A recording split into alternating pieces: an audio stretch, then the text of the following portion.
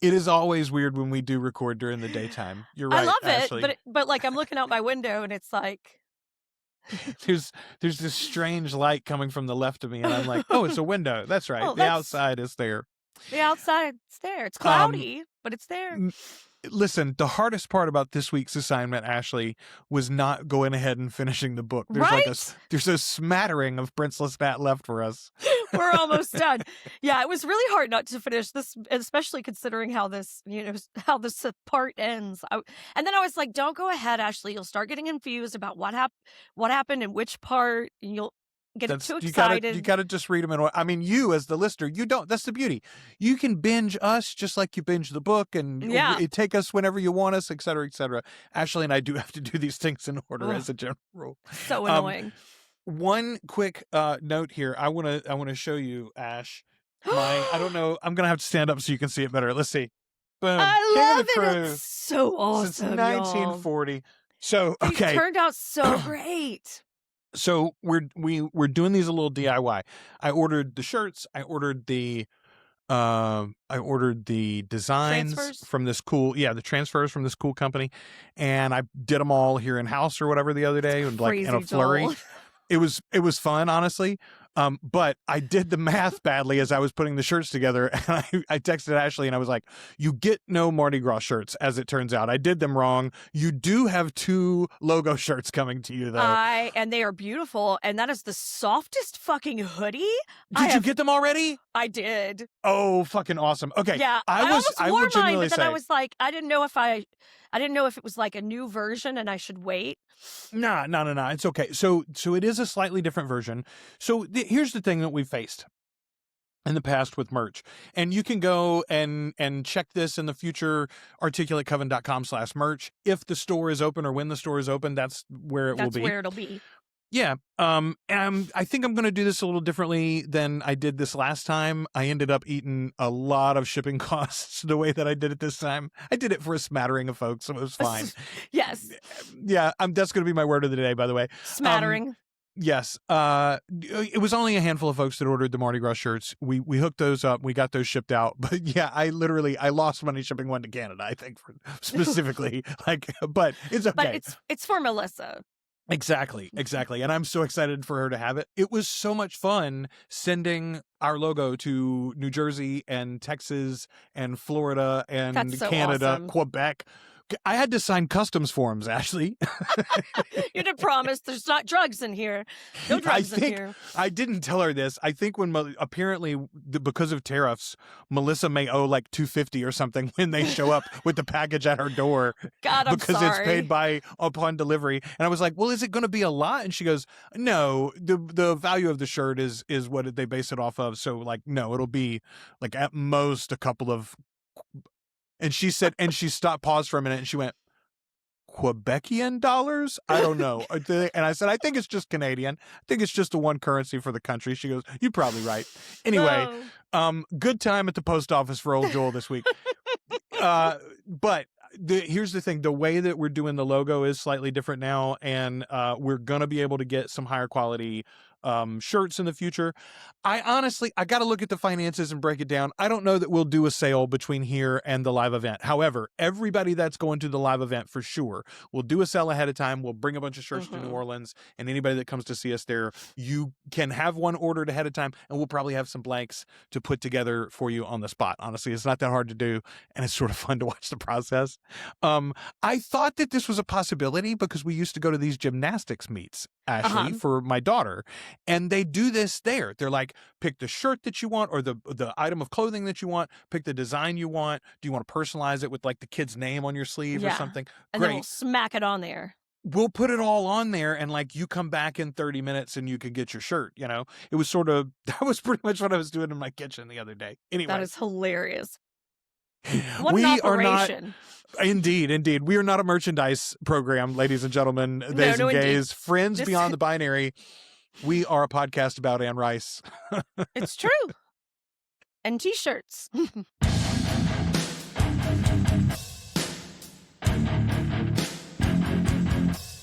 Welcome to the Articulate Coven, the original, unofficial fan podcast and community for Anne Rice's immortal universe.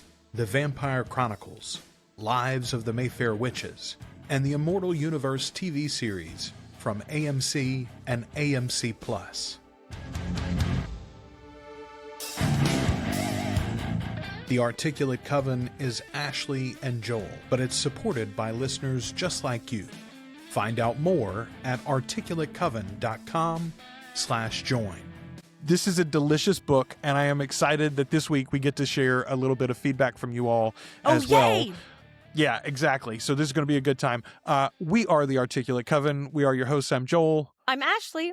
And we are the Articulate Coven. You know, when I was editing an old episode for something the other day, and I noticed that almost every time I do this spiel about what the Articulate Coven is, and I'm then like, it's also in the opening? in the intro. Yeah, I'm like, what are you doing? At some point in the future, I may cut the intro severely, and maybe I'll do that back. But right now, we're not going to do that. You know who we are. I already said it. Okay, so this week... Dude, I totally noticed that this week when I was watching an episode. I was like, that's funny that it I occurred to both of us. Well, it is hilarious. And I think because I skip through the opening a lot, like not us, but I skip through like, the title. I'm like, dee, dee, dee, dee, dee. That's hilarious. Okay, I want to start very unconventionally for this episode. Okay. This week we did a cool new thing, and you can go, if you're not a patron, this is new to you, go to our YouTube channel, check out our episodes about Welcome to Derry. So the first one that dropped this week was about the It movies, part 1 and 2 that came out 2017, 2019. We discussed those first, and then we go episode by episode through Welcome to Derry. Those are going to drop weekly on YouTube now. Patrons have had all of that stuff for quite a while. If you're a patron in this episode, we're going to be talking about the It miniseries from 1990. I'm so excited. And we're going to talk a little bit about the documentary that is on Amazon Prime for those. But if you're a big Stephen King fan, go ahead and sign up as a patron. You can binge them all and get ahead. But if you're not, or if you're not in a position to support the show, cool. You'll get them week to week over on YouTube. Go check it out. In our first episode, though, we talked about the It movies. At one point, I had a cat emergency. I had to get up. So funny. You vamp for a while about pets. It happened to be the day that people had posted pet pictures in the Facebook group. There was a whole thread. And you got to talking about snakes. So I tell this story about my college professor who had a snake that they like to sun and let loose in their house as a deterrent for around the neighborhood. robbers. Yeah.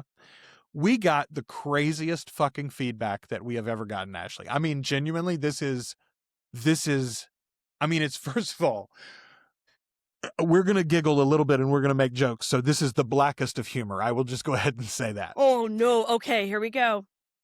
Key Drager on YouTube says, I had a friend as a kid whose parents had like a 10-foot constrictor snake that they let roam free a lot in the house. That's I used more to than ride... 2 of me. That's more than 2 of me. Yeah, that is 2 full Ashleys and some, I believe. I used to ride around on his back through the house as a kid. That's how big this snake was. This is a large snake. The parents made the kid get bunny pets. No. And then feed them to the snake to teach them about death naturally in the animal kingdom. That ain't the worst, Ashley. 2, it got out one night while they were sleeping and ate my friend, their child. Yes, they found her the next morning, wrapped up by the snake and partially inside it. They tried to save her, but she was dead already, of course. The girl was 6 years old. Sorry for this awful story, but it's what popped into my head with the constrictor snake loose around the house story. And my reply was so guttural and natural and automatic, and I said, Jesus fucking Christ. I am very, very sorry for you and your friend, and also genuinely pretty mad at her parents, I guess. What the fuck? Oh my God. Ashley, can you even imagine having had that in your childhood memories?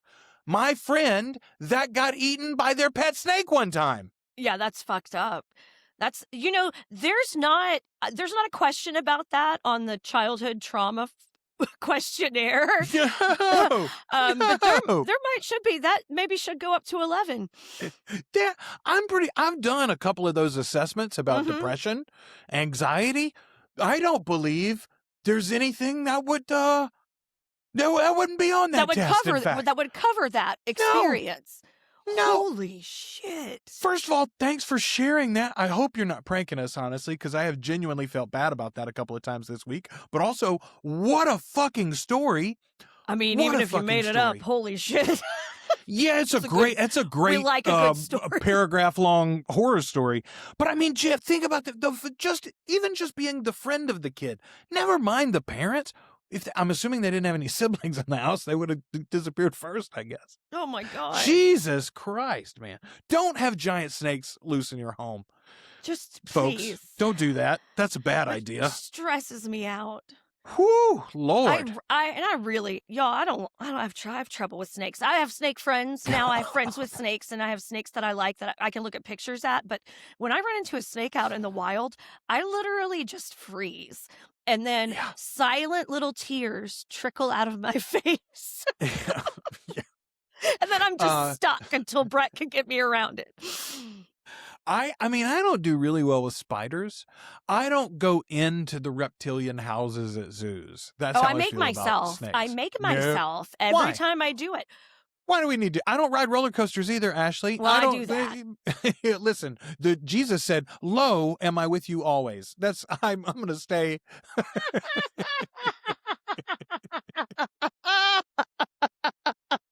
Oh my God. All right. Let's get into the feedback on this Prince Lestat book. It's real good, y'all. It's real good. I'm so glad that y'all are enjoying it too. Oh, we're having fun. First of all, one more silliness. An interruption on our first Lestat episode. I had to find a charger, I Oh my believe, God. and Kelly made a brief incursion. Melissa, who we were talking about earlier, she says, I was listening on Spotify and had to drop everything and switch to YouTube when I heard Kelly's voice so I could hear her beautiful face, so I could see her beautiful face again. Hi, Kelly. Okay, back to Spotify. I'm only 3 minutes in, but I really needed to say hi to Kelly right this second. I got too excited. Laugh and cry in face. Same. Kelly was excited to hear that too, Melissa, so thanks. Okay. Here's an interesting one. Music Baby 1987 says, I know it's different in the book, but I hope Antoinette remains dead on the show. No matter what deeper context you get behind that relationship in the show, it still breaks my heart for Lou and Claudia and was so effed up. And then they went on to further make the point, it just irks me badly. Out of all the shit that went down during the Rue Royale era, I know their relationship was awful. There, meaning Louis and Lestat's. It was. We've talked about it. It was very toxic at that point in the show. We'll talk about it again soon. But yes. It was awful during that era. But Lestat started that affair at the beginning of his relationship with Lou. And, I didn't really think about it at the time. But yeah, Antoinette shows up way early and then is out of the show and then suddenly has been seeing Lestat again. Oh, interesting. Isn't that? Yeah, but quite a bit of time has passed there. And the implication, which I didn't really see at the time, and you're right, music. They were probably, he probably had her kept most of that time, if not all of that time, honestly. Yeah. Okay, let's see. We talked about whether the taking in of the sacred core is what had possibly destroyed Maharet, Makare. And you and I both agreed that wasn't the deal, probably. But Mlot says definitely not at all. She was already animalistic and gone. If anything, getting that from Akasha should have helped her. And I hadn't thought about that, but you're right. Honestly, having the massive boost in power that would have been, you could have jogged her out of that stupor. And I mean, I think it comes down to, Marius even says it at some point, or in this almost book. giving her something to focus on, pulling in all the broken bits to into a core, essentially what it is, what he is. But I mean, Makari she was in a box for centuries and for thousands of years, honestly. Probably. I was thinking about that this morning when I was reading this section because of what goes down. And I was like, she wants to die. Like, she's tired and she wants to be with her sister. I could tell, like, immediately when we got to those visions that she was was it Rosh or Benedict had seen? Benedict. Yeah, Benedict sees That's it. way far ahead. I mean, we're way that's Yeah. but like I immediately was like, "Ooh, she broken. She broken, y'all." Okay, in that first episode, we had talked about the fact that Lestat says basically, hey, let's institute prima nocte for all of our fledglings, right? We can nab them whenever we want. Have a little nibble anytime we like. The Venusian says, Lestat has always been a little grapey. That's essentially how David Talbot received the dark gift.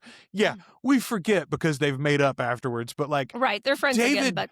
very specifically was like, don't want it. What are you doing? Please stop now. Yeah. Nope. Yeah. Lots to forgive Lestat for if we want to be Lestat fans. Well, and there was another... I remember a comment, we were in the Facebook group, because I brought up, or no. I think it was Jolie. Someone brought up the castrati, like the baby vampire castrati. Yeah, I think we've got a comment about that we'll get to in a minute. Matter of fact, here, no, let's just go, let me scroll to that real quick. All right, I've got to go to all comments. I'm getting you all out of order. I'm sorry. My brain is just moving quick today. You know what? It wasn't in one of the regular... I got to search the group is what I got to do that. Yeah. But I can do that because the group is awesome like that. Castrati. Okay. Yeah, Jolie posted this as her own thing, and it was a lively discussion. I'm so glad you mentioned this. Yes, it was a really cool discussion. Yeah. Okay, so this is from the second episode about Prince Lestat, but we get the section of the book where they go to, this is Sevrain's compound that they're in, right? And there's all sorts of fun stuff that goes on in there, but right towards the end of Lestat's visit, they do the hot spa underground, right, with castrati vampires singing to them as they're soaking. But they're not castrati because they turned these boys as vampires while their voices were still soprano. Okay, I hadn't even considered that. I assumed that they were castrati, which were then turned into vampires. Which, if that's the case, then I say, booyah, you do what you want. But I was reading this as they are young men that they turn into vampires so that they don't have to castrate them. Yeah. I as a man, let me say this. What would your preference If you're giving me choices, right? Yeah, I'll take eternal life and the high-pitched voice and the Claudia's problems, I suppose. But my guess is these fellas are pretty well taken care of. But my thought of it was like, how does a child give consent? Like, sure, I have a pretty voice. Go ahead and turn me into a vampire. I've been thinking about it. It gave me the real ick. Okay, it must have been the fact that I said castrati so many times this week, I guess, or in the last 2 weeks. But on my Instagram feed sometime this week came up the SNL sketch with Ariana Grande playing a castrati. We no cut. We just twist. We just take a little gunheads and twist them. We just give them a twist. No. You don't mind, do you? We're messing. He does mind. Fucking everyone's algorithms up. He does mind so badly. Okay, anyway, Jolie asked this specifically. Let's talk about this. Why is there an obvious difference between not being able to make a child a vampire, but it being perfectly acceptable to make a castrato with the blood? Okay, and Jolie's understanding and assertion there is that they made a castrato by using vampiric blood to freeze them in that time, which makes sense. That's and I think is probably the right read. I think you're probably right. Those children were turned. I mean, not exactly.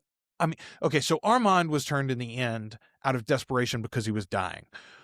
But Armand was being groomed maybe to get the blood before that, and he was going to turn him young. Why? Because Armand was beautiful, and he was a great fucking model for all these paintings. That was a part of it. Marius is a little bit of a creep. A little bit of a creep. I mean, more than a little bit, honestly. But it turns out Marius ain't the only creep in the bunch, is our point here. That's our discussion. Is it any better? I would say it is slightly better in the level of torture. It is no better in the nature of the consent question. A child cannot consent either to vampirism or to actual physical castration in some form. Yeah. Okay. Yeah. Yeah, it was a good discussion. And then somewhere in there, somebody points out that, like, these guys are actual monsters. Like, we can't, like, I mean, come on. Like, they do monstrous things all the time. And I'm like, I know, we make so many excuses for their... This scene, though, is the one, Ashley, where somebody says to Lestat, remember this. Remember this even when the doom and fury comes to you. Like, remember this beautiful moment where we're celebrating these enslaved, immortal child beings. Anyway, okay, yeah, okay, I'll say this. The comment section is great. This is another great example of why you got to get in that Facebook group if you're on Facebook at all, if you can stand it for whatever reason. And I know, I hear myself when I preach against X, and then I tell y'all to join the Facebook group. I do understand all the billionaires are the same. I will just say there are less Nazis on Facebook. Meta does a better job of the filtering, and Zuck is still not completely sold out to child pornography through the AI. None, right. There's none that we have in the group that we can tell. There's a fucking zero. Listen. If I get real quiet. If I get the whiff, every now and again, I do think, boy, there are probably members in our Facebook group that don't comment. And then I don't even know they're in there, right? So there might be a couple that are still in there for whatever reason. I'm assuming you got us yet at this point. But no, it's a safe space is my point. The conversations are great. Go check out the whole thing. But Lori Yancey wins this whole comment thread in reply to Jolie's questions about these vampire castrato. From the mind of Anne Rice comes inconsistency. Yeah. Consistent inconsistency. She genuinely very, very consistent inconsistency. All right. Let me go back to the thread here. Okay, so let's go to our comment thread on Facebook for the first section of this book. Nancy Ward, the Queen of the Damned, even before this episode came out, she said, eagerly awaiting this one more than any of the discussions that have come before. It's the perfect comeback from the debacle of Blood Canticle and a true and fitting sequel to Queen of the Damned. This book was such a comfort knowing that Lestat had come back to Anne and his authentic self rather than the cheap imitation that I found in Blackwood Farm and Blood Canticle. And it's interesting to me because Jolie, who we just mentioned, she says Prince Lestat trilogy is her favorite of the whole series, honestly. She's also, though, a big defender of Blackwood Farm and Blood Canticle. There are things she I really really enjoys like those books. in especially Blackwood Farm. There are things in Blackwood Farm I really did like. Blood Canticle was a little harder for me. Mainly because I felt like I was just getting yelled at the whole time. Yeah, I felt like I was in trouble.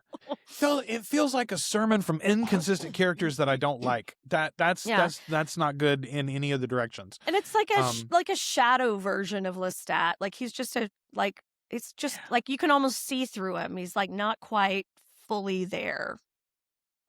We went on a rant in that episode about the Muppets, which, by the way, we're so close now to this Muppet Show. I know, I'm so excited. Reunion, hopefully. We got Muppets and commercials right now.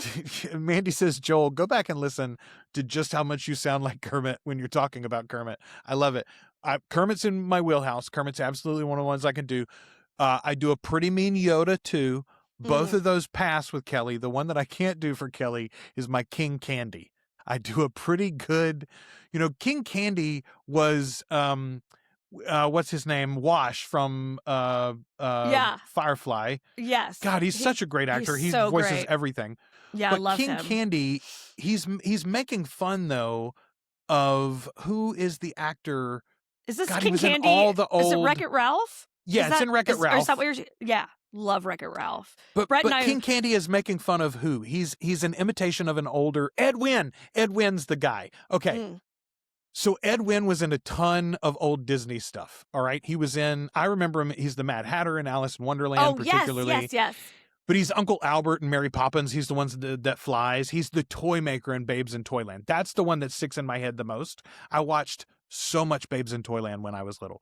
But he's got a lisp, and he sort of talks like that. That one does not work for Kelly. Don't get to do Ed Wynn anywhere. But Yoda and Kermit are okay. She'll tolerate those. All right. Melissa says, I've just finished listening to this first episode on Prince Lestat, and I have thoughts. First of all, I'm so happy Ashley is finally getting to read these books and beyond thrilled that she likes it so much. It's very exciting and fun to hear her thoughts as she reads the book for the first time. It's a real treat. You can tell by the number of exclamation points I've used how excited I am. I can't stop. About the book. This is my second time reading it in about a year, and I love it so much. It very much feels like a direct sequel to Queen of the Damned. The new characters are so interesting, and it's so comforting that Blood Canticle was not the end after all. I feel exactly like you guys about the connections between all the old and new characters, and I think I screamed when I saw Flavius and Avicus show up. It felt so satisfying. It's like getting to hang out with friends that you thought you'd never see again. Yes. That's exactly how it feels, right? That is genuinely... Especially, for whatever reason, Flavius hits with us particularly. But love him. The story of Antoine made me so sad in my Lestat heart. It's like you said, Joel. Lestat clearly had a love affair with Nicholas and then with Antoine. Okay, I will just say, I do still feel that way. However, we talk so often about the unreliable narrator. Mm-hmm.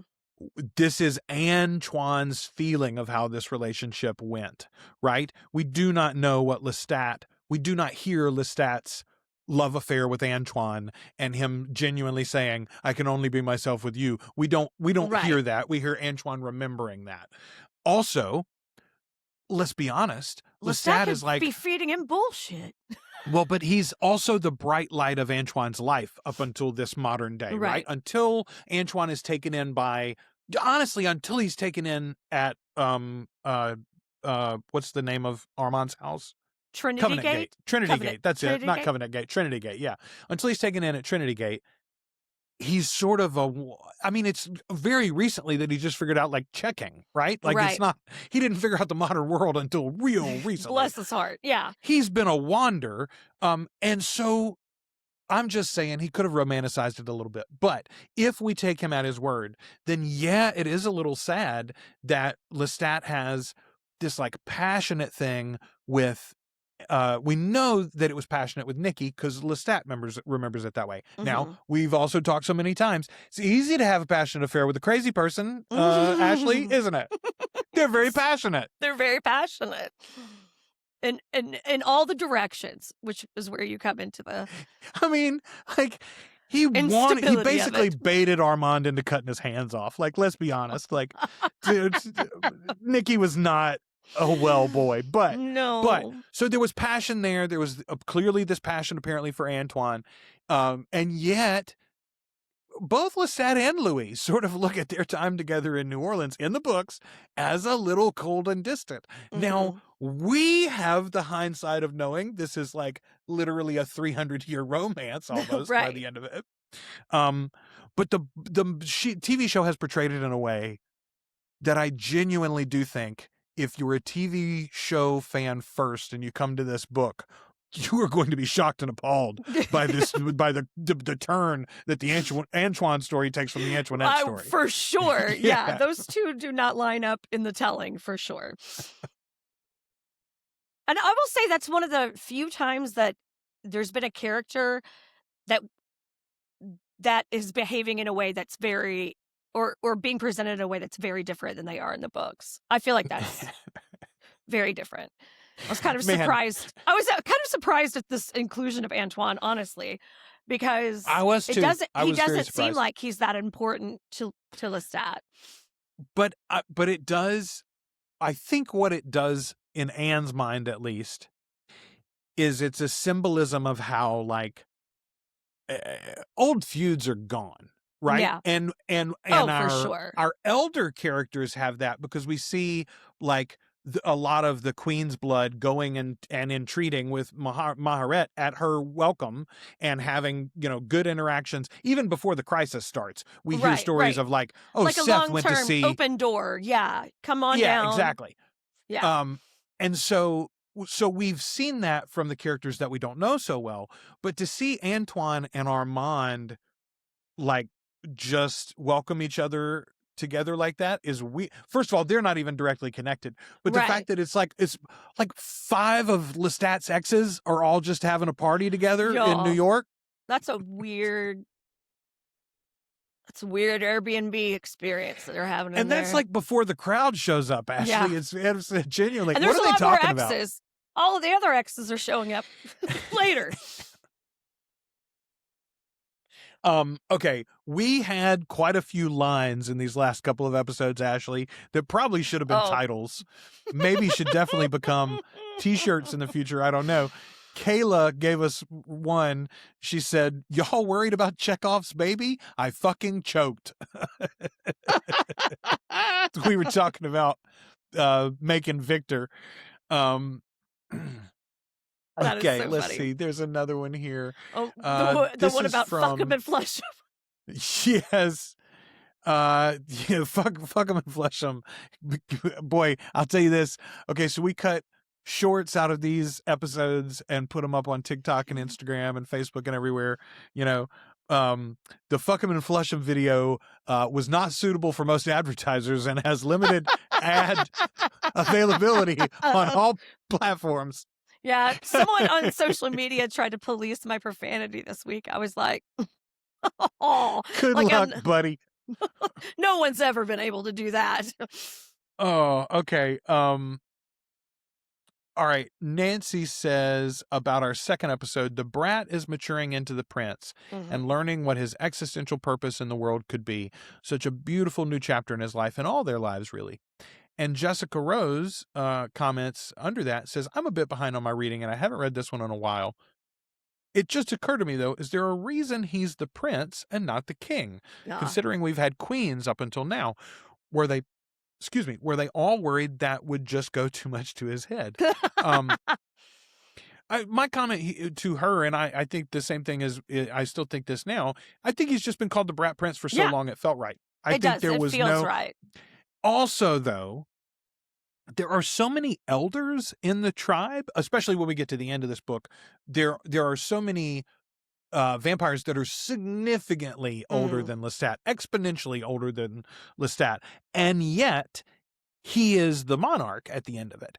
And it feels more right that he is like a king with a quorum of advisors, like a quorum of elders. He's like the young, like the 13-year-old king who gets the seat because his dad dies early. And you got to be like, yeah, okay, so you are in charge, but like, we'll try to make sure you don't burn the castle down or spend all the treasury or whatever, right? Lestat needs a hand of the king.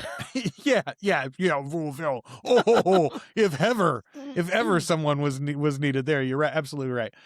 David Brown commented, so the second episode is when we went on our little, in my head, it was like a 25-minute political rant. It was not. We talked for like 10 minutes, maybe. It wasn't that bad. And then we got right back onto the topic. But David says, Ashley, I'm proud of you too. And you aren't broken. Okay. So many good comments. We got like 2 comments, some version of twat or shut up idiot or something like that. But maybe I've just been good at blocking and hiding people. I don't know. I love it. But mostly it was people saying, hey, thank you. And thank you for standing up. And we appreciate you for saying something and stuff like that. So thank you for the positive feedback on that. Okay. This is again about Welcome to Derry technically, but I will say Mandy says a Welcome to Derry spinoff pitch for Dick Halloran. Oh, I love this. I love this. Have it the bear style as he develops his culinary craft in London while battling inner ghosts rather than Camry's inner demons. Chris Chalk was spectacular. He was fucking spectacular in that. Yeah, very, very much so. And I would very much like more of that character with him playing it. Yeah, 100%. Okay, Fuck 'em and Flesh 'em was a pretty good title, but the real title, the real one that needs to go on the shirt, Ashley, is light nipple play and a nap.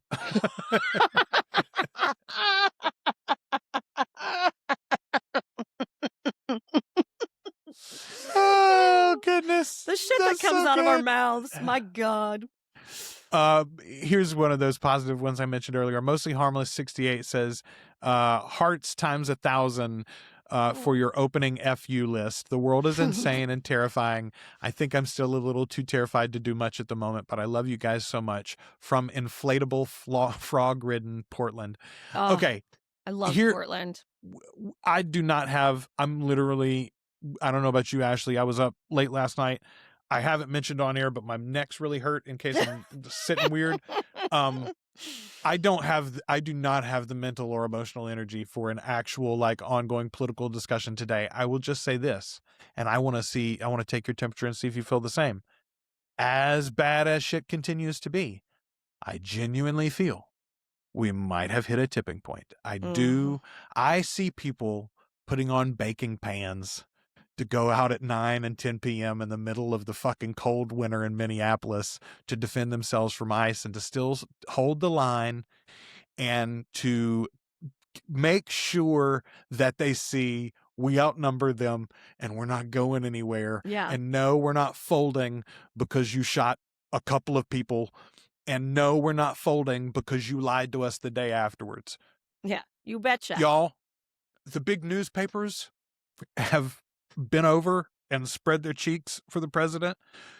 Almost all the media companies have been over and spread their cheek. I like to defend Apple. Tim Cook took that fucking golden statue straight to Donald Trump and kissed his ass in the Oval Office, didn't he? So they're all guilty. They're all guilty. However, the American people ain't folded yet. No. The American people ain't folded yet. We're not going anywhere. Indeed. And for those of you who are looking for like maybe a nice way to, or a personal way to feel like you're making a little bit of change, if you don't feel comfortable going out, if you don't feel comfortable protesting, if you're not physically able to do that, if you Google postcards to swing states, or I think you could just go postcardstoswingstates.org, and you can go there and you can order sets of postcards that you fill out by hand and send to voters in these swing states, encouraging voter turnout. It's not even the language isn't political. It is about voter turnout. It's about trying to make voter turnout happen, which is really crazy important. Especially my state has the lowest voter turnout. It's appalling.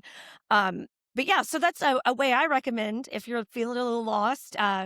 Get yourself a little stack of postcards and send them to encourage people to turn up at the polls this year.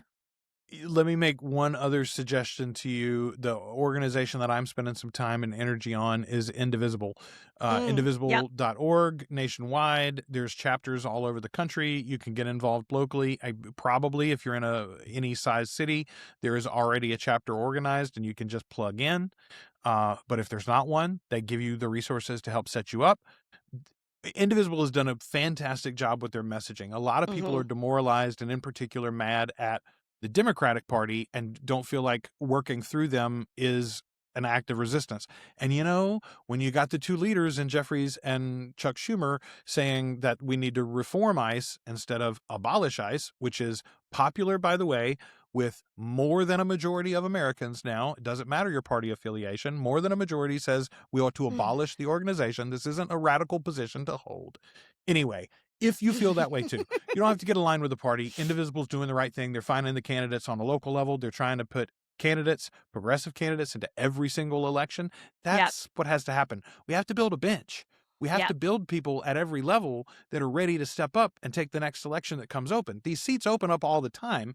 It's just that there are way more young Republicans sold out to the machine that are ready to step into that void and take the money and campaign than there are young progressives. So I feel like the system is just broken. Yeah.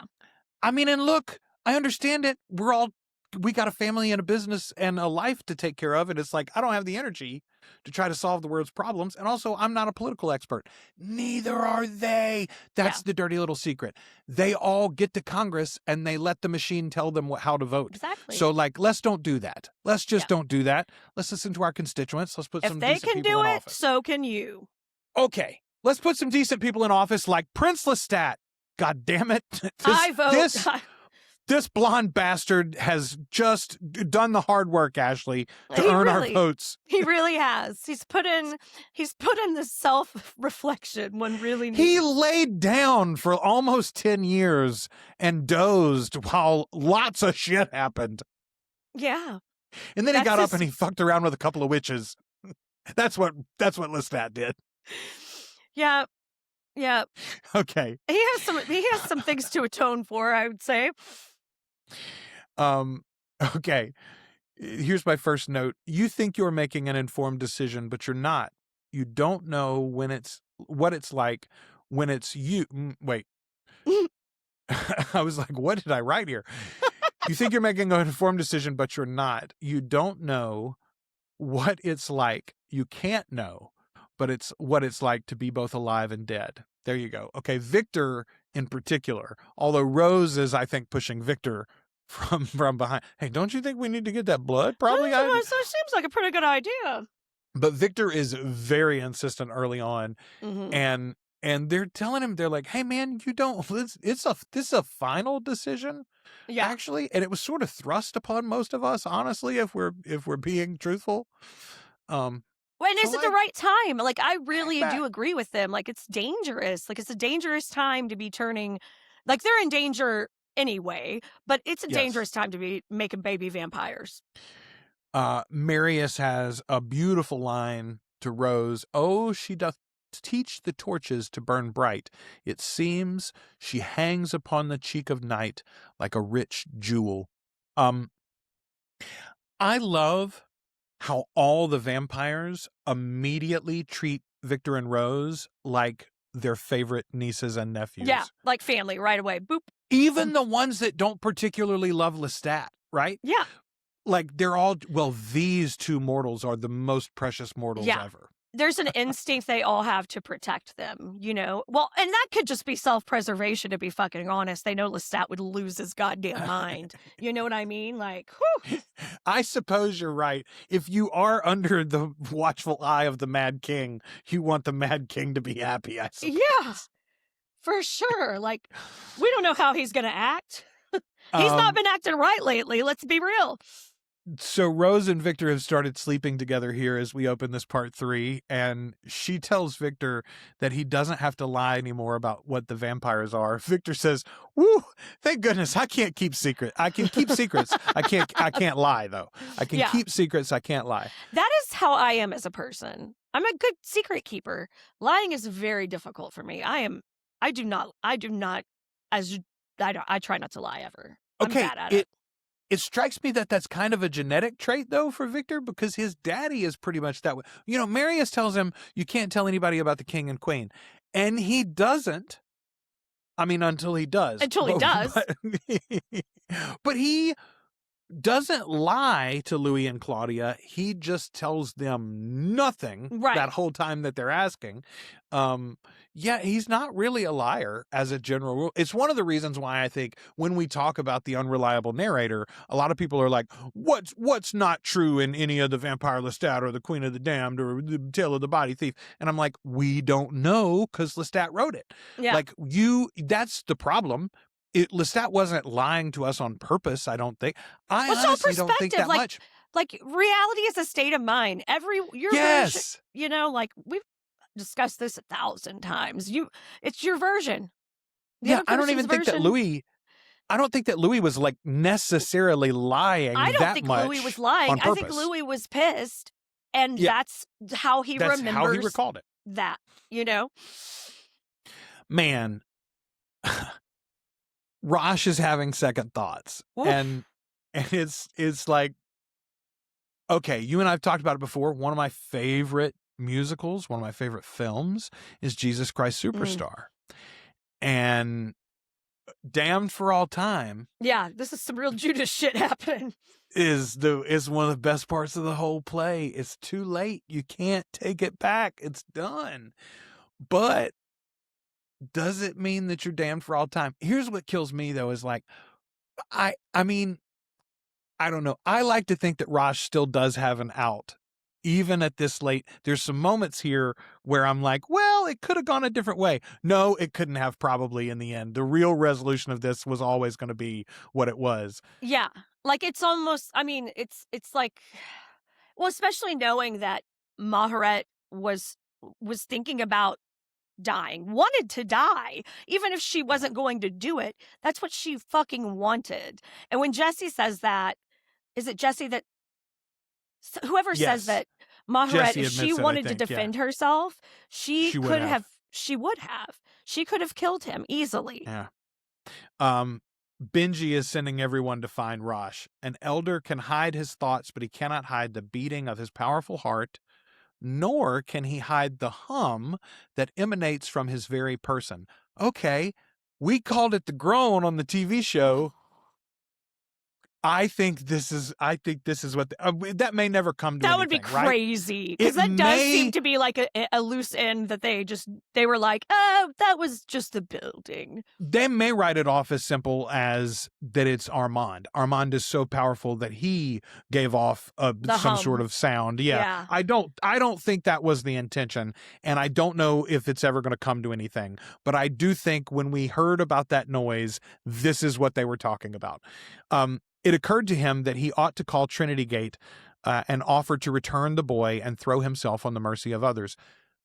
Rosh knows, like, listen, there will be consequences for your having killed Maharet. Yeah. But I genuinely do think the tribe would not have wanted, I say that. I think the tribe would have been willing to accept something other than Rosh's head, literally, than if he had done this at this point. But he doesn't. He just, at every turn. You know what it reminds me of, Ashley?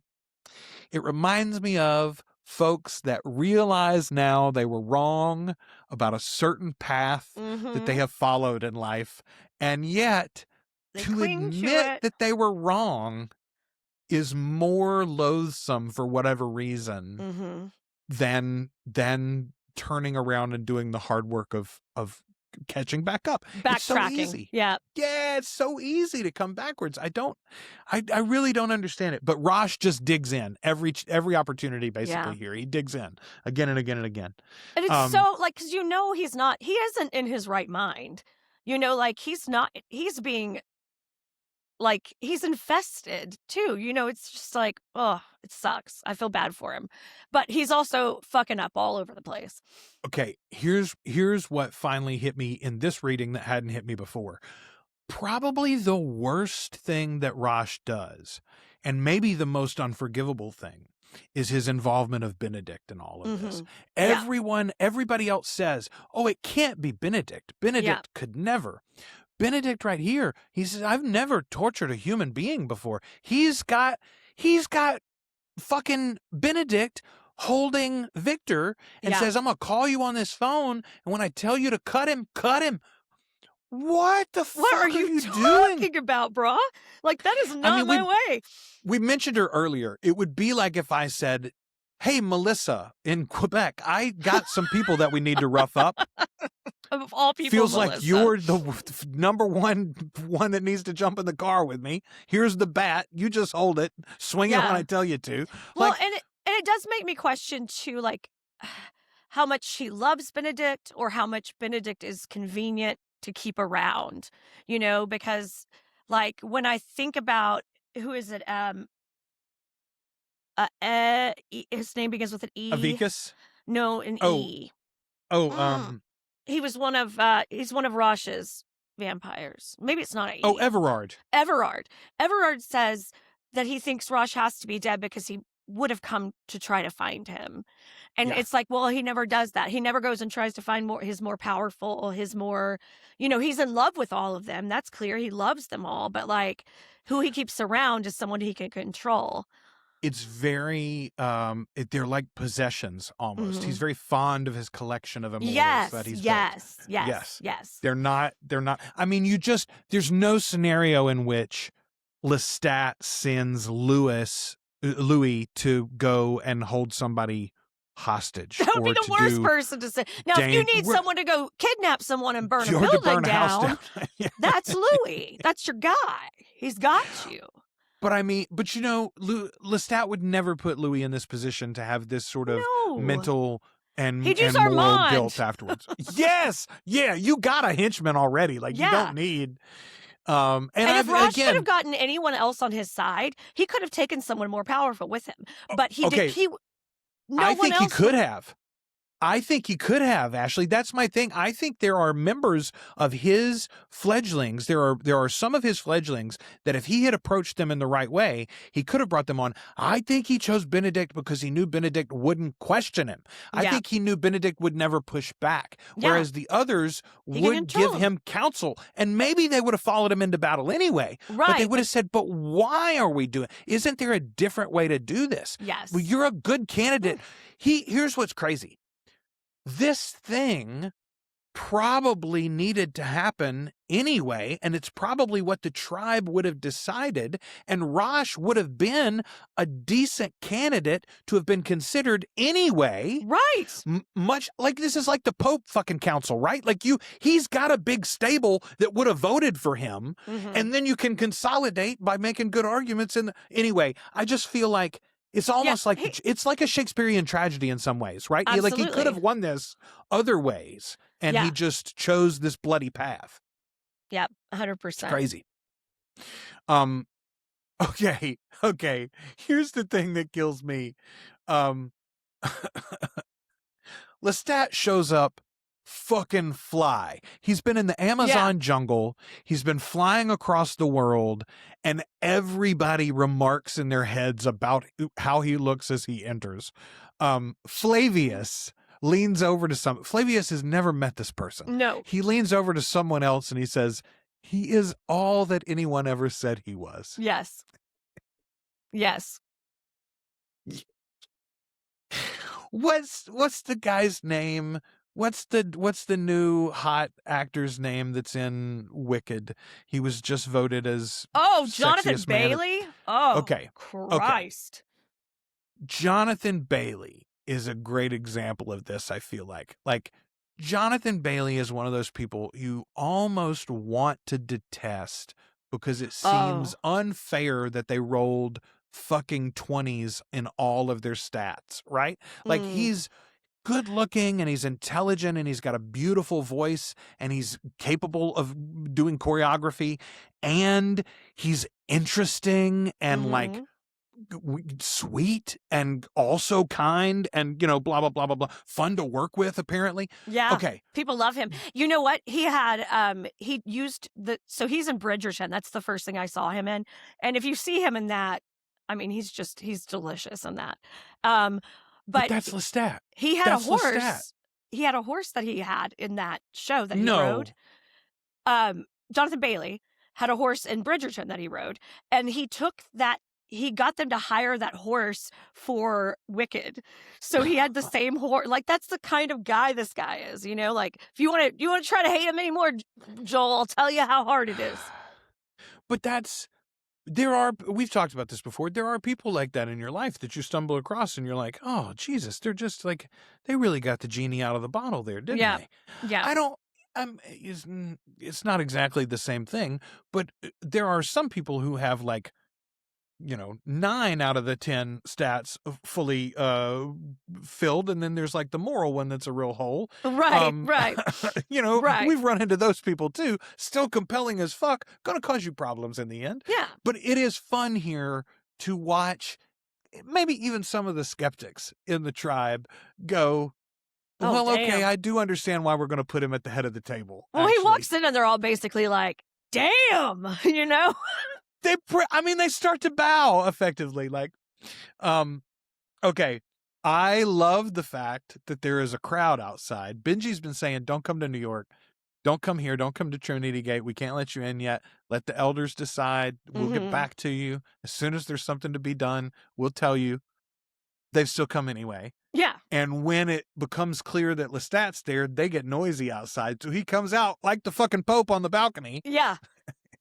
Yeah. I love the fact that they mention in the book that there are a few humans wandering through this cloud of blood drinkers and not like, we're like, oh, I wonder who that celebrity is up there that's talking to all these people.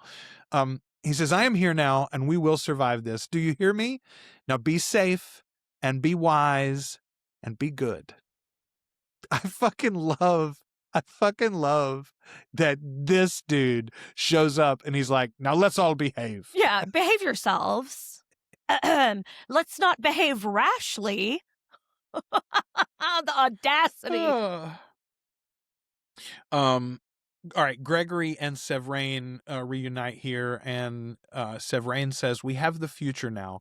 Does it matter that we've wasted so many opportunities to meet in the past? Boy, that's the idea. Don't look back. Just so get some nice shit done to today. see all the reconciliation that happens between characters. You know, I really do enjoy that. I like to have loose ends tied up in a story. I don't like to have a lot of lingering shit out there one way or the other, you know. I love that Lestat. So Lestat literally has already walked out on the balcony and talked to the crowd like this is it. This is not his home. Nope. He wasn't even invited here technically. He's not even the maker of, like, he's the maker of a handful of people in this crowd of 150 maybe, I don't know. And yet, even though he's already taken control of the party, he still gives them pushback. He's like, y'all are so silly saying I'll be in charge. Why would I be in charge of this meeting? Yeah. Marius tells him to get on with it. Alessandra says she saw his future centuries ago under Paris. Armand even goes, it's you, motherfucker. Yeah, you've fucked my shit up several times throughout history. So, I mean, I know if I try, you're probably just going to fuck it up eventually. So we get our first good glimpse of Thorn here again, back from Blood and Gold. Love he knows it. who did it. He knows who did this. He says, I don't know his name, but he describes him. And the fledglings of Rashomondis are astounded. They say, no, wait, though. This is a vampire who has never battled with others. And we know that's true. Armand attacked his coven, killed lots of them. Rosh never took vengeance.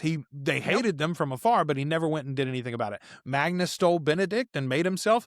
Rosh never did anything about it. Rosh was actually like, let him cook. Yeah, Rosh wasn't involved in the Queen of the Dam storyline. He didn't come in and swing his big dick around with the rest of the elders when all of that shit was going on. And they're like, why would he do this now? And yet, Thorne's like, well, it was definitely him. That was that's for sure. That was that guy for sure. Pandora pushes back on the idea that Akasha had been controlled or led by Amel, because that's one of their first. Somebody says, Amel must be making him do this. Yeah. And then somebody says, yeah, they probably made the queen burn everybody back when, and they probably made the elder burn everybody back then. And we think there's some of that. Pandora says, that is not true. I saw into the queen's mind, and the queen never gave me these things. I never felt Amel's presence. I don't believe that for a second. And Marius basically tells her to hush. Like, I swear to God, Marius, I swear I like to God. that Lestat calls him out, though. He says, Marius, ever patient, would never be patient with Pandora. Like, yeah. He's always gonna. Here's the thing.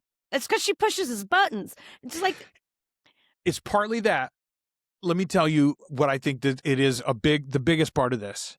When they met, Marius was a man and Pandora was a child. And even though that meeting was only like a little piece of their story and their real life together began years later, for Marius, their relationship was always based on the fact that he had all the authority, all the power, all the knowledge. She was a novice, a very pretty novice, sitting at his feet. Smart as fuck. Smart, but listening, a student, not an involved partner. And that's what it comes down to. I've got people in my own life that when they met me, I was grown, but for them, I was supposed to be a child, and I'll be 80 and they'll be 120, and we still won't get along because they want me to be not a peer, but a kid. And I'm like, you don't pay me. What's the thing I saw the other day? If they don't fuck you, fund you, or feed you, you don't have to worry about their opinion. Damn Skippy. Yeah. You don't fuck me, fund me, or feed me. Okay. Let's see. Benji is very upset all of a sudden when he realizes that everybody else knows about the Talamasca. He's like, they're ghosts. Someone could have clued me in. Jesus Christ.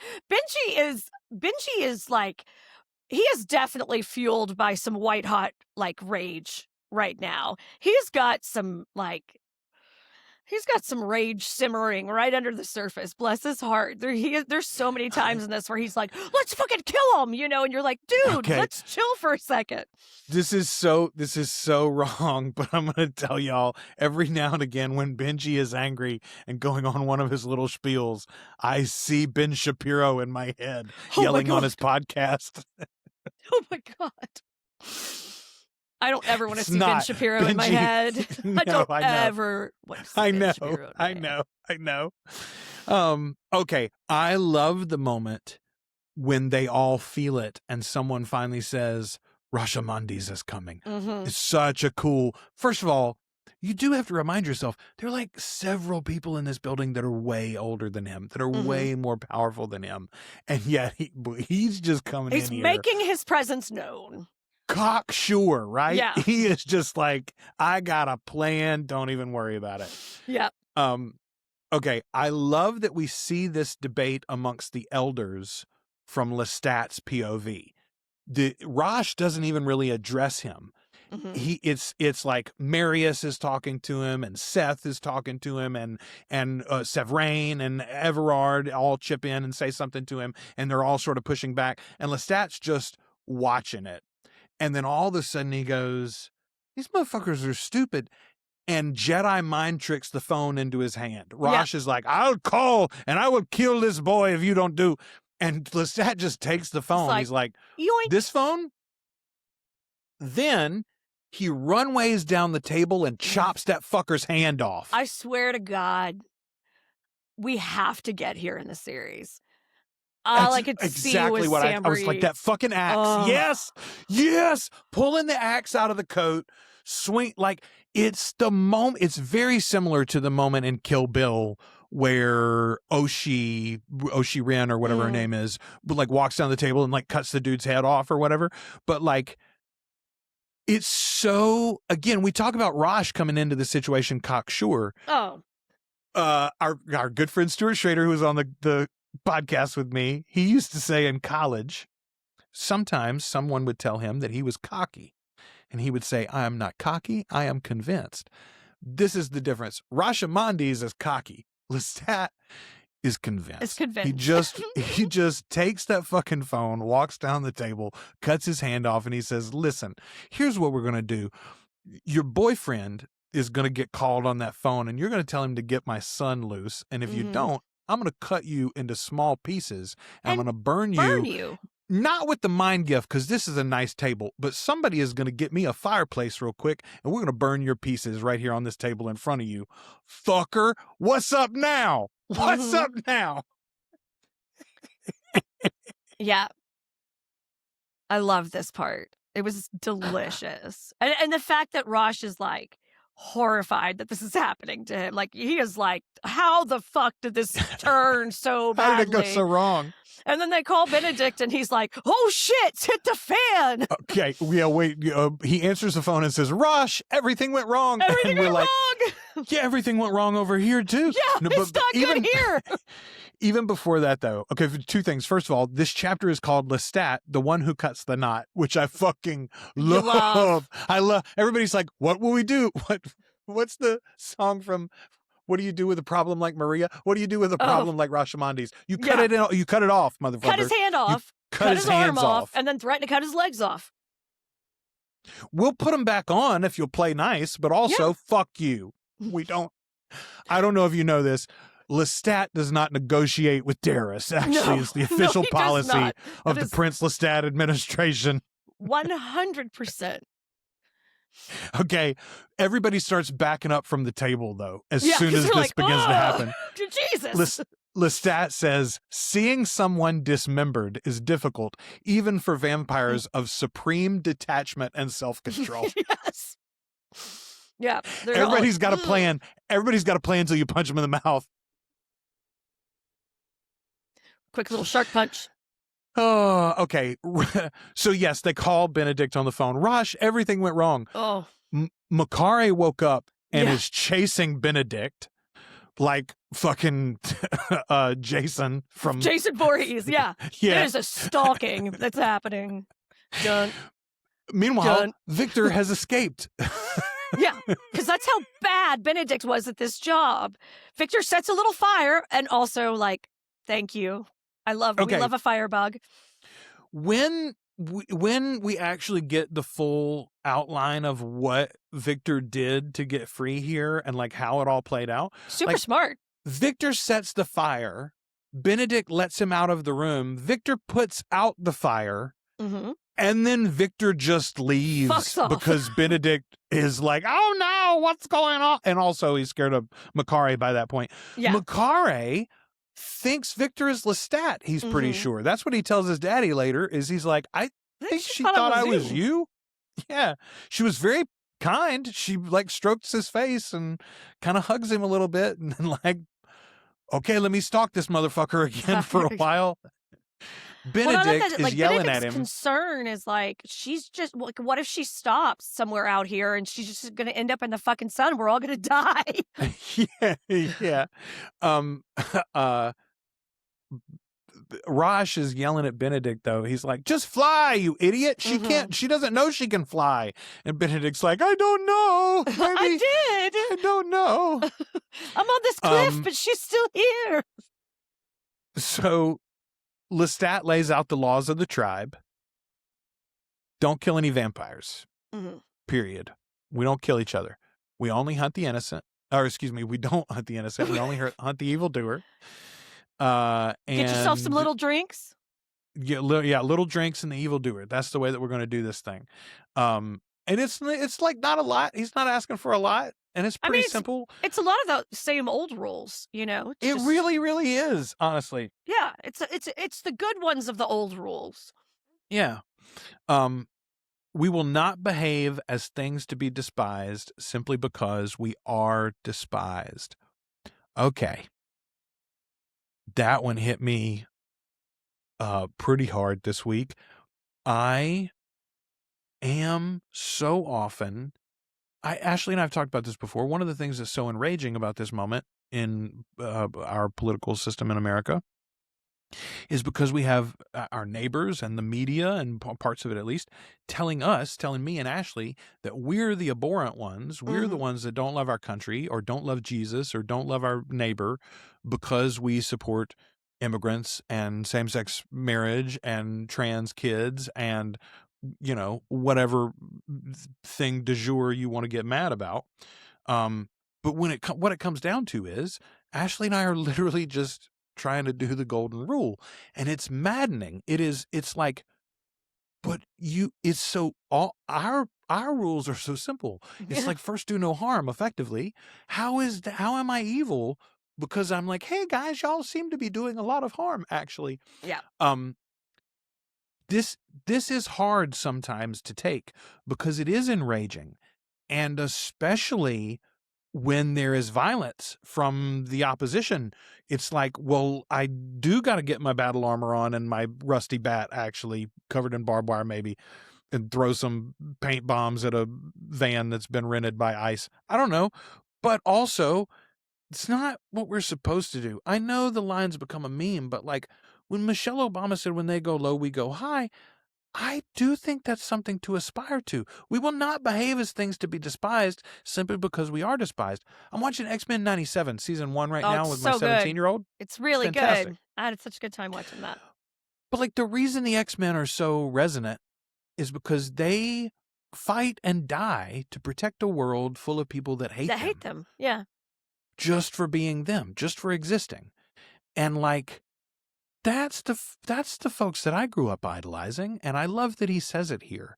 I love that this is part of this crux. Also, I do think it is, at least right now, it's in play in his dealing with Rashomondis. Yeah. Like, they do put his leg back on real quick as soon as, they get Victor.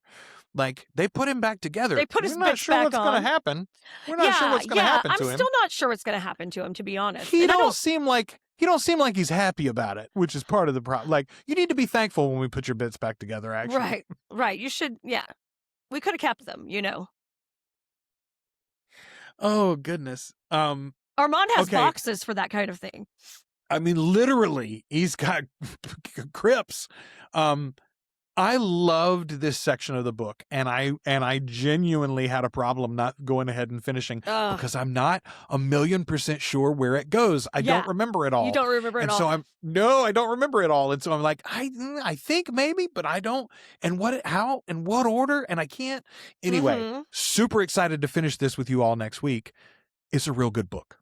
The the end of this section is just extraordinary. It's absolutely fucking bonkers, What do you think about him asking Marius to make Rose and Victor? I think it's really fucking smart. I thought it was pretty smart too. I will say, and again, at this section of the book, we haven't seen it happen yet. He makes good fledglings. He makes good vampires. He does make good fledglings. I wonder, does he make both of them? Because if he does, that means they can't hear each other, right? No, they could hear each other because he is their maker. They can't hear him. He can't hear them. But okay. But because he's going to do it with Pandora, and they're going to be doing it at the same time. That's right. They're not 100% sure how that's all going to work out. So I guess we'll find out. How it's all going to work out. That's a very good point. Good point. The scene of Lestat taking in Makari's brain was just it's really insane. Crazy. Right? Like, it was the fact that she walked up to him, and I knew she wanted, I could tell this is how this was going to go down. I knew exactly that this was going to happen because I could tell she wanted to die. I knew it. Anne planted the seeds way before. That's called foreshadowing, kids. Yeah. Well, I mean, the name of the book is Prince Lestat. When once we realize it's Amiee that's trying to do something, we go, oh, this is the sequel. This is literally the sequel to, you see, it's the Queen of the Damned. And then her successor is the Prince Lestat. Yeah. Yeah. Okay. The way it happens, and her poking out her eye, pulling her eye out, and then just him fucking slurping her brain out of her skull was crazy. But I honestly, getting to this point, I sort of feel like Amiee and Lestat are going to be really good for each other. They could be. This could be a really good thing if both of them can keep their shit together. Well, it does. I mean, on the one hand, I was sitting there thinking, okay, if I'm at the council and if anybody gives a shit about my opinion, genuinely, how do I weigh in here? And there are older members of the tribe, but I would say I think the argument that's made in the book by the other people is mostly the fact that no one unites the tribe in the same way that Lestat does. There's no other figure that everyone would follow so readily. Also that everyone knows, that doesn't know about them through Lestat, Right. But I do think part of it too is I think Lestat, even though he has a lot of moments of questioning himself, I do think he knows who he is, and I think that's one of the reasons why he can be a stable body for Amiee to be in, because I do think he knows the difference between himself and Amiee. He's not going to get confused, I mean, I know that the tale of the body thief begins with him going and laying out in the sun trying to die. I have always said that is because he knew that he couldn't. And that's why he goes out there to get a tan, because he knows he's going to look better when he's done. And also it's a dramatic Ophelia moment for him. He's like, oh, look at me. I tried to die. Yeah, you knew you weren't going to die. It's like when he tells Gabrielle in this book that she knew she could fly. Mhm. I feel very much like that about his one real attempt at ending things. His foray into the sun. I don't know that there's anyone in Anne's books that has the same zest for life. Okay, Mhm. Mahare has survived the 6,000 years without sleeping, without going into the earth, without abandoning the world. And the reason she did that was because she made herself a purpose. I'm going to follow my family Mhm. through time. I'm going to build a beautiful life for every one of my descendants, effectively. And so she had this great purpose. And she was also searching for her sister. Yes, but I think the thing that the animating factor, I think she would have wandered and lost herself too if she hadn't connected to the family and for followed sure. the family down for through sure. the Because ages. that's one of the big red flags that she's kind of abandoning things. you Yes. know? Okay. But there is no similar animating factor for Lestat. Lestat is his own animating Yeah. factor. Think of the tragedy of Nikki, and it doesn't bring Lestat down. Think of the abandonment of Gabrielle, and it doesn't bring Lestat down. Think of the fact that his fledglings in Louisiana burn him, slice his throat, bury him in the swamp. Not a problem for Lestat long term.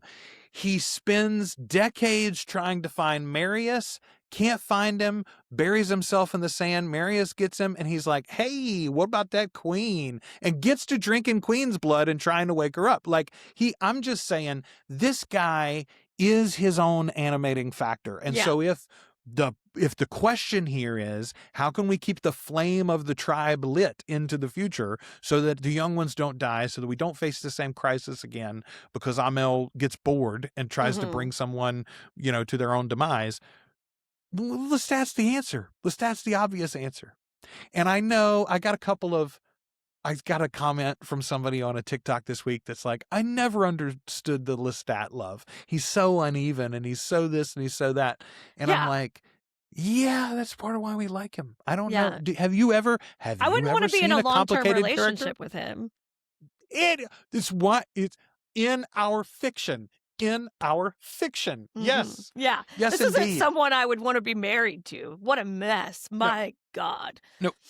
A long, lusty weekend in New Orleans, perhaps, but not a marriage. Yes. Okay. I'm very excited to finish this up with you all. Thank you all for all the feedback. I'm excited about some more of it. Tell Yes. us what you thought of the Slurpee of Destiny. Oh my God. The Slurpee of Destiny. I will say she foreshadowed that shit too, right? Mhm. Twice earlier in the books, at least, we see Ancient Ones drinking, and they literally just turn the bodies into husks. Yeah.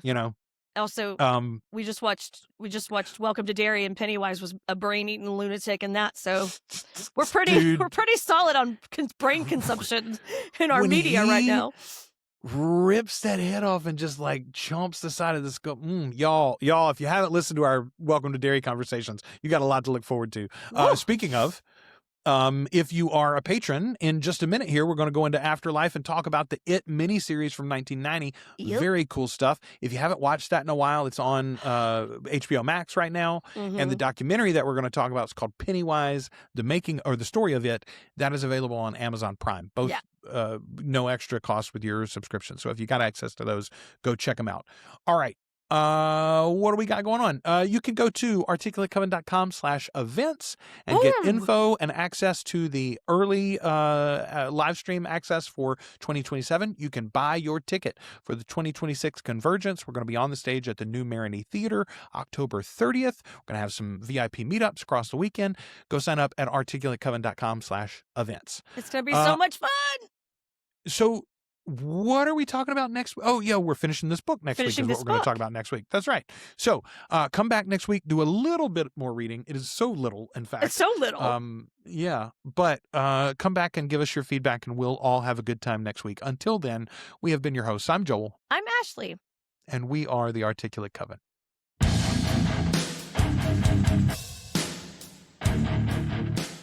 Thank you for sharing this time with the Articulate Coven.